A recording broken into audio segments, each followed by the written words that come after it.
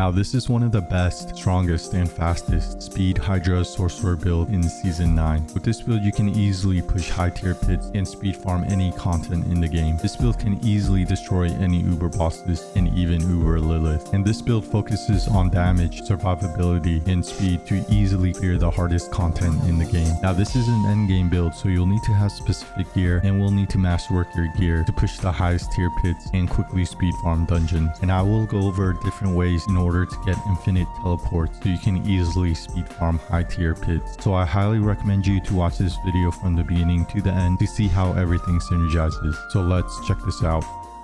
So first I'm going to show you clearing a tier 90 pit. I can easily speed farm tier 90 pits in around 2 minutes, gaining tons of experience and glyph levels. This build can even do tier 100 pits, but it does take longer to clear because the enemies have so much more health. Now the main source of damage coming from this build comes from the skill Hydra, and all our other skills will be used to either greatly increase our Hydra's damage or for survivability. Now this build does require several unique gears and uber unique gears for maximizing our damage and to get infinite teleports, and you will need to fully masterwork your gear in order to greatly increase your damage and survivability. Now this build does require the uber unique helmet, the Shaco, to greatly reduce your cooldown so you can spam infinite teleports, and it's best to get the greater affix stat on cooldown reduction, but I'll share an alternate build if you don't get the greater affix on cooldown reduction on your Shaco, and you'll still be able to get infinite teleports. So this build includes many skills and gear that complement each other, offering a lot of powerful combinations, but I'll cover everything in more details in their dedicated sections.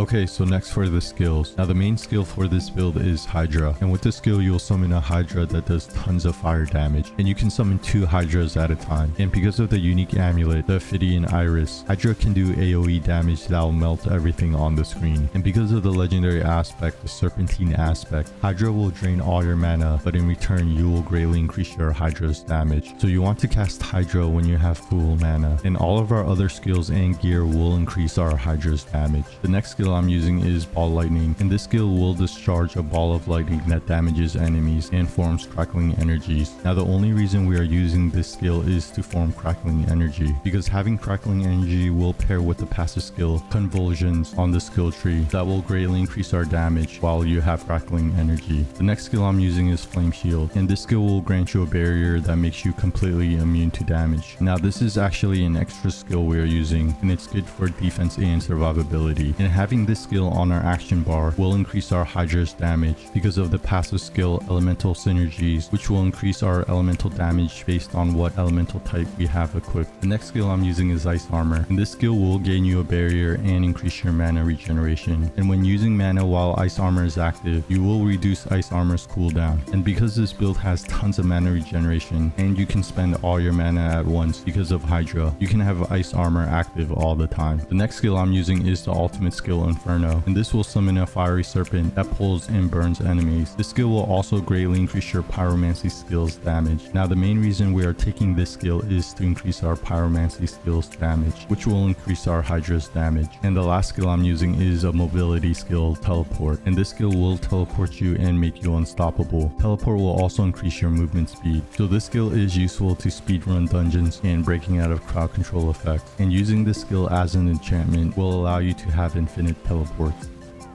Okay, so next for the enchantments. So the first enchantment I'm using is the teleport enchantment, and this enchantment will turn your evade to a teleport, but in return your evade cooldown is increased. Now this enchantment will give us the ability to teleport all the time. So you want to build as much cooldown reduction and evade cooldown reduction to always have your teleport enchantment up, and it's very important that on your boots you have them in places that attacks reduce evade's cooldown to be able to evade after using a skill which uses the teleport enchantment. The next enchantment I'm using is the familiar enchantment, and with this enchantment you will have a chance to summon a familiar when you use a conjuration skill, and since you'll be using Hydra all the time, you can easily summon familiars, and summoning a familiar will greatly increase your elemental damage.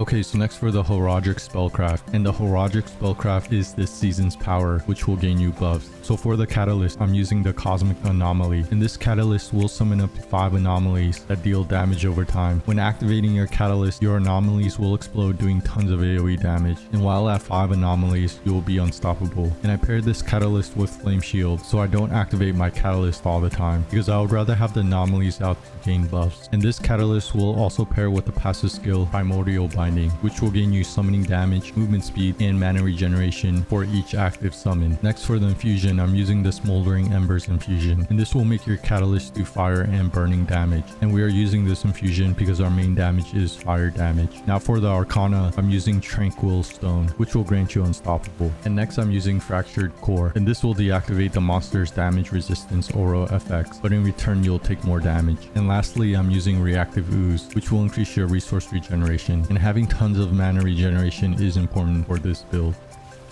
Okay, so next for the mercenaries. Now for the hired mercenary, I chose Subo, and this is the skill path I took. One of the main reasons I chose Subo is because of the skill Seeker, which will reveal all enemies around you. This skill is really good to easily locate groups of enemies to destroy them. Then I headed left and took Wire Trap, which Subo will place a trap on the floor that stuns enemies. Then I chose Ready at Hand, which will increase your movement speed. Then I chose Cover Fire, which Subo will shoot a volley of arrows that slows enemies. And lastly, I chose Opening Fire to increase my critical strike damage. And for the reinforcement, I chose Rahir and chose the skill Bastion, which Rahir will summon a protective barrier around you that will greatly decrease the damage you take and grant you unstoppable. And when you are low life, Rahir will cast Bastion, which can save you in close situations.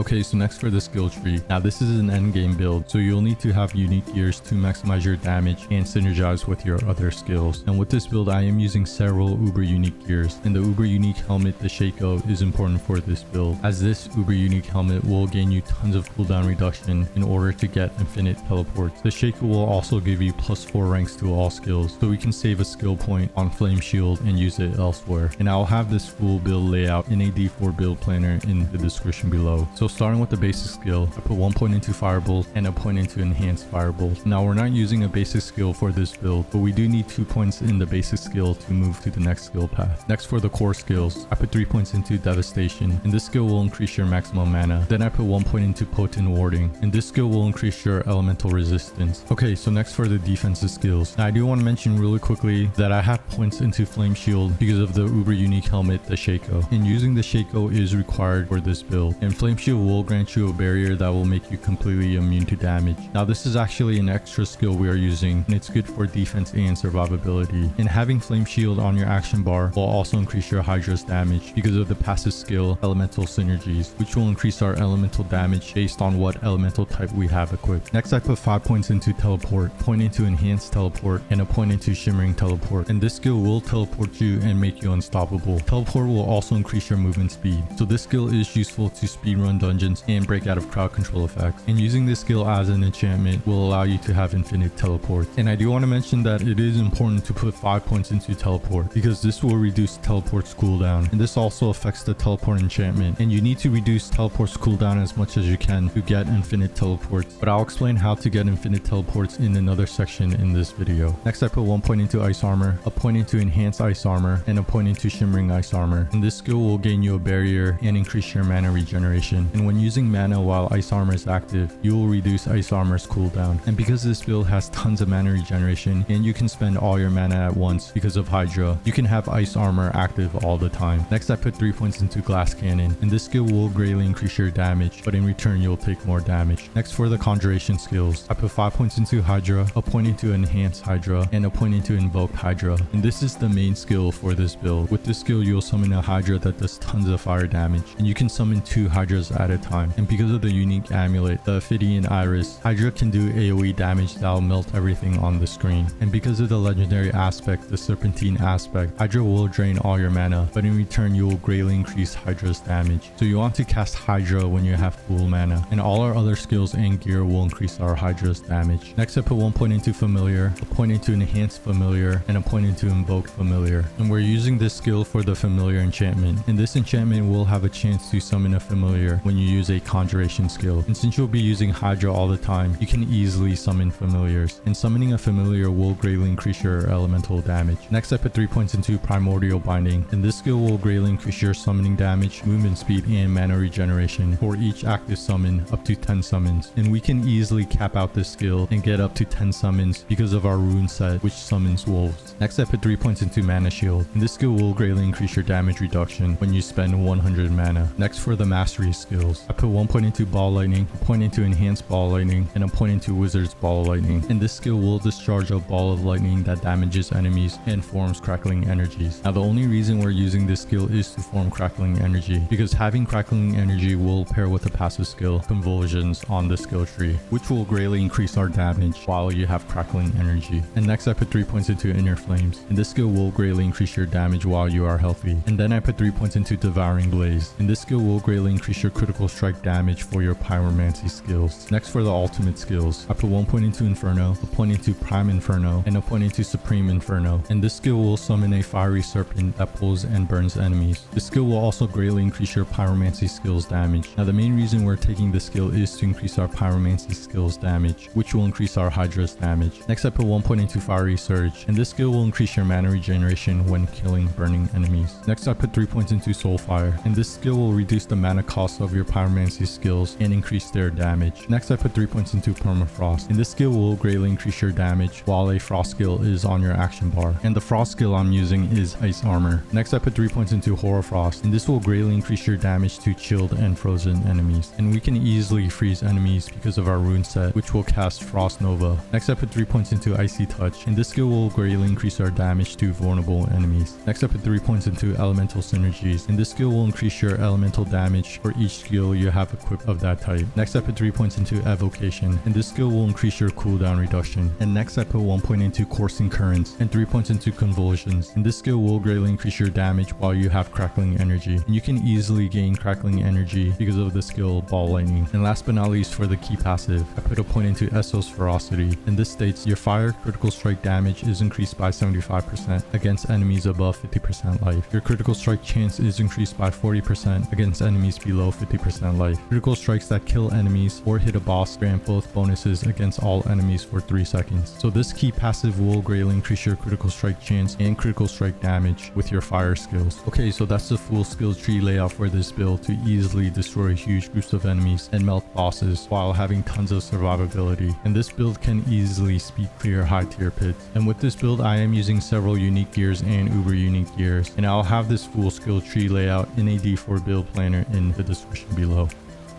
Okay, so next for the gear. Now this is an endgame build, so you'll need to temper your gear and fully masterwork your gear in order to push the highest tier pits and to quickly speed farm dungeons. And with this build I am using several uber unique gears. Now this build does require unique gears to increase your damage and reduce your skills cooldown. And it's best to have a Shaco with the greater affix on cooldown reduction. But if you don't have a greater affix on cooldown reduction and have it on something else, I'll share an alternate gear layout which you can still use to get infinite teleports in another section in this video explaining how to get infinite teleports. And I didn't get the best greater affix stats on some of my gear, and I didn't get the best masterworks on some gear I'm currently using. But in the D4 build planner, I shared the best greater affix stat and what stat to masterwork for this build. And I'll have this full build layout in a D4 build planner linked in the description below. So starting with the helmet, I'm using the uber unique helmet, the Shaco, and the stats it has is maximum life, maximum resource, armor, and cooldown reduction. And you have to triple masterwork cooldown reduction. And the unique aspect states gain 20% damage reduction. In addition, gain +4 ranks to all skills. And gaining +4 ranks to all skills is really strong to greatly increase your damage and to use Flame Shield without using a skill point. And I do want to mention that it is best to get the greater affix on cooldown reduction for your Shaco, because getting the greater affix on cooldown reduction will allow you to use a two-handed staff instead of a one-handed weapon and a focus. But if you can't find the Shaco with the greater affix on cooldown reduction and get a Shaco like this, you still need to triple masterwork cooldown reduction, but you do have to use a one-handed weapon and a focus. And on the focus you do need to get cooldown reduction in order to get infinite teleports. But it is better to use a Shaco that has a greater affix on cooldown reduction, so you can use a two-handed staff, because overall using a two-handed staff will greatly increase your damage compared to using a one-handed weapon and a focus. But I'll go over in details how to get infinite teleports in another section in this video. Next for the chest piece, I'm using the uber unique chest piece, the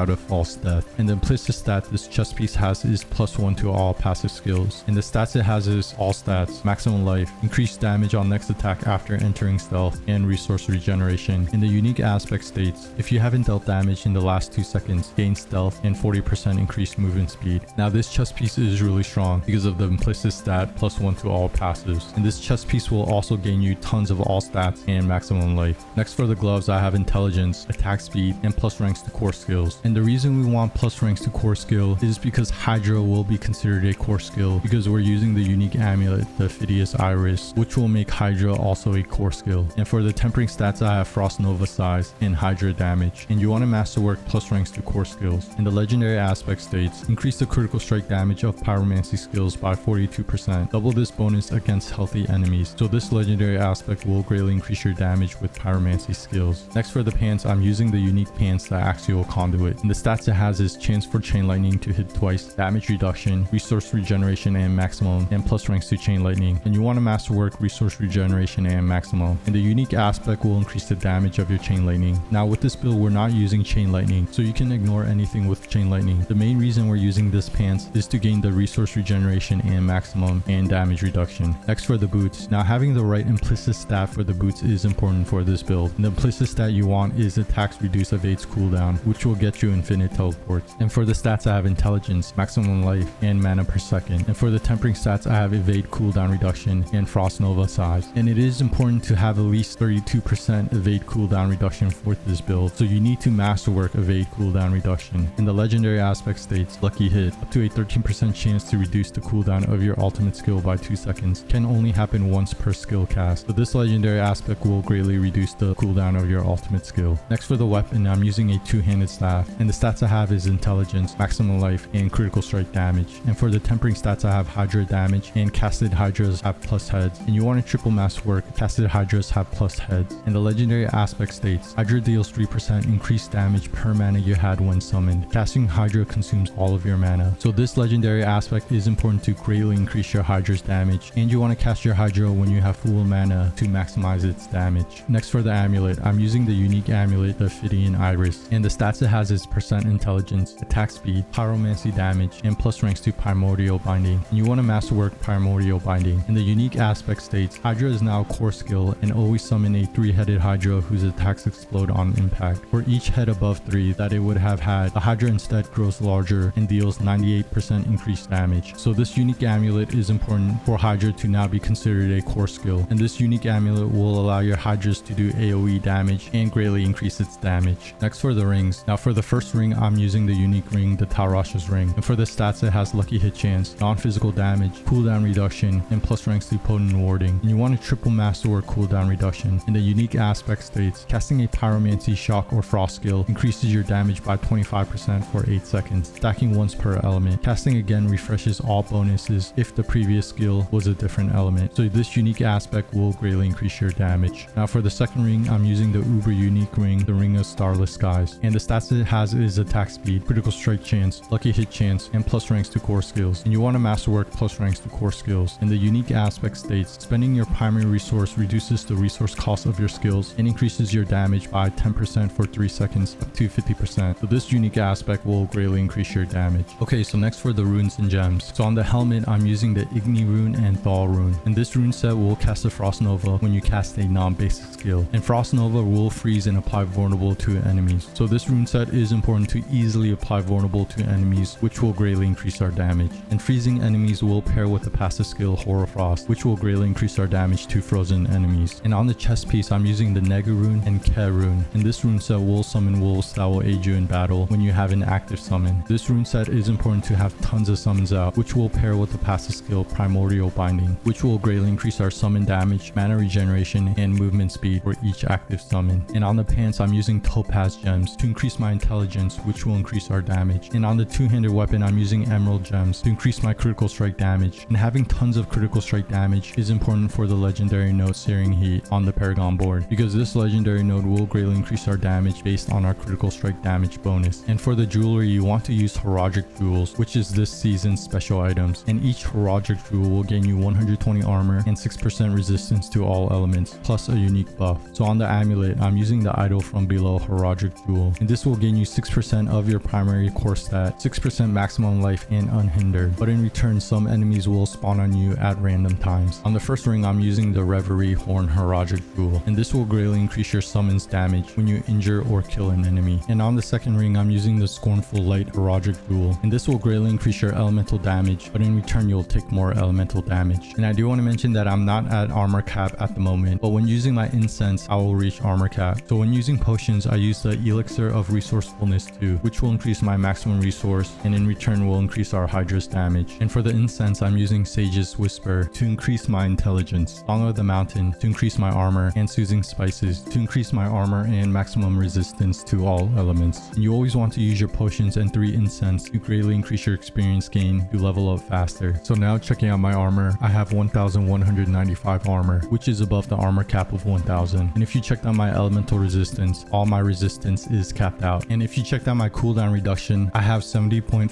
cooldown reduction. And with this build, it is important to get at least 70% cooldown reduction to get infinite teleports. And you can get cooldown reduction from your helmet and your ring, but if you don't have a greater affix on cooldown reduction on your Shaco, then you have to use a focus to get the extra cooldown reduction. But I'll cover how to get infinite teleports in details in another section in this video. Okay, so I did showcase a build to easily clear high tier pits and for speed farming dungeons, and make sure you masterwork your gear as it's crucial for significantly boosting your stats. And this full build layout will be in a D4 build planner linked in the description below.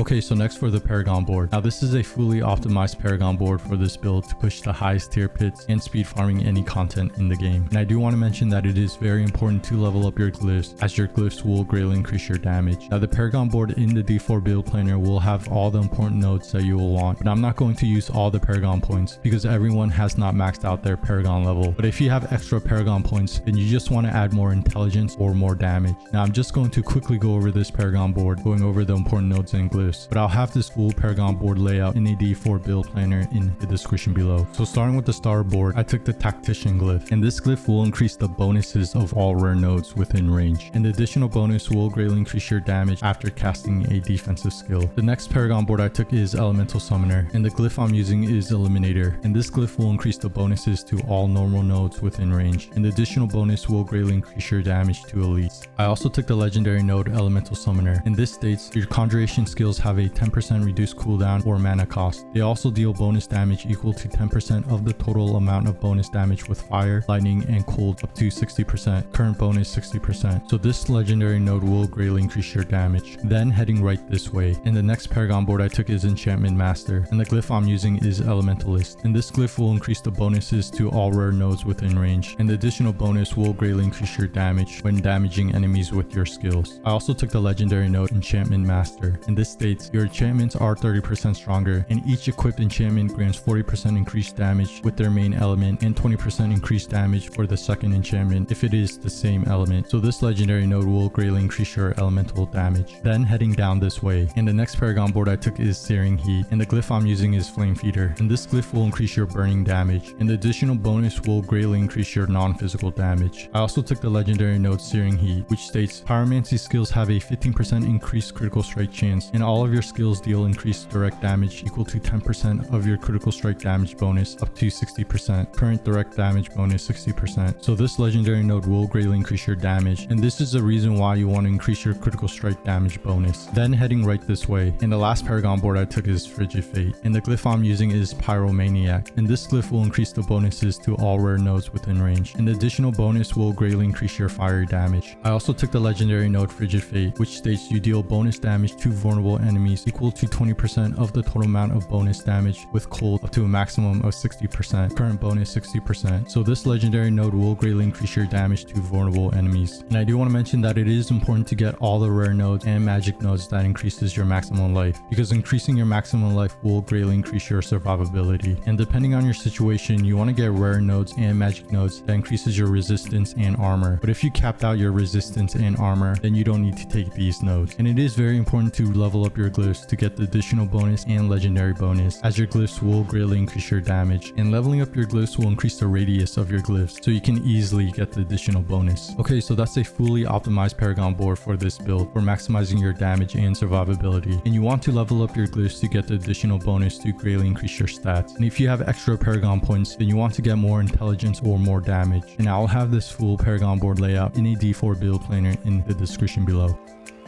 Okay, so next I wanted to go over how to get infinite teleports so you can zip around areas to easily speed farm any content in the game. So first you do have to use the teleport enchantment, as this enchantment will give you the ability to teleport when you evade. Next you have to have boots with the implicit stat attacks reduce evade cooldown, so you can evade after using one attack, and you have to put 5 points into teleport in the skill tree to reduce its cooldown. And it's important to use the uber unique helmet, the Shaco, and the unique ring, the Talrash's ring, because they have the stat cooldown reduction. And then looking at your stats for your character, you need to have at least 70% or higher cooldown reduction, as this is very important to get infinite evades to teleport with the teleport enchantment. Then on your boots you have to have at least 32% evade cooldown reduction or higher for your tempering stat, so you'll need to masterwork evade cooldown reduction at least twice if it's a high roll or 3 times if it's a low roll. So if you're wearing a Shaco with the greater affix stat on cooldown reduction, then you can get 70% cooldown reduction on your character stat and use a two-handed staff. But if you don't have the greater affix on cooldown reduction and have it on something else, then you have to replace your two-handed staff with a one-handed weapon and a focus. And the focus has to have cooldown reduction in order to have at least 70% cooldown reduction on your character stats. So as you can see, if I equip a Shaco without the greater affix on cooldown reduction and a one-handed weapon and a focus with cooldown reduction, I was able to get 70% cooldown reduction on my character stats. And with this setup, I am able to evade after one attack and teleport all the time. Now the downside of using a one-handed weapon and a focus compared to using a two-handed staff is that you do lose a lot of damage, so it is best to use a Shaco with the greater affix on cooldown reduction, but it is really rare to get one. So this is the other option if you can't find a Shaco with a greater affix on cooldown reduction. Okay, so now in order to have infinite teleports, you need to evade, then use one skill, and the skill I use is Wall Lightning, and then you can immediately evade again. And of course evading will make you teleport because of the teleport enchantment, so this will allow you to easily speed farm any content in the game.